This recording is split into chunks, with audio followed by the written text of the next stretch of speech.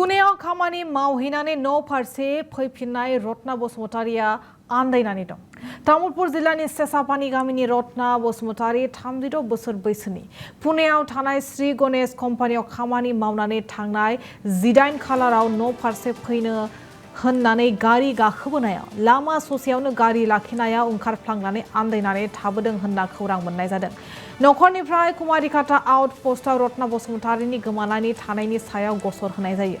सोरबाफोर बहाबाफोर नुसनबायोब्ला एबा सुलाद मोनोब्ला 9864805644 बे जानबुं नाम्बारनि गेजेरजों नखरनिसिम खौरां हरनो खावलायहरदों दुखुथिया नखरा।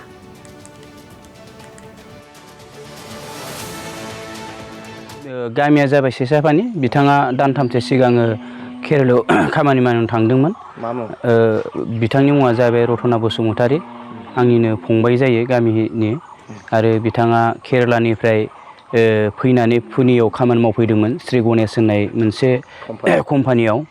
आरो 18 थारिखआव बिसोरो ट्रेनजों फैयालासिनो सुपारजों फैदोंमोन। बे समावनो बास लाखिनाय समाव बिथाङा ओंखारदों होननानै जों खबर मोनदों।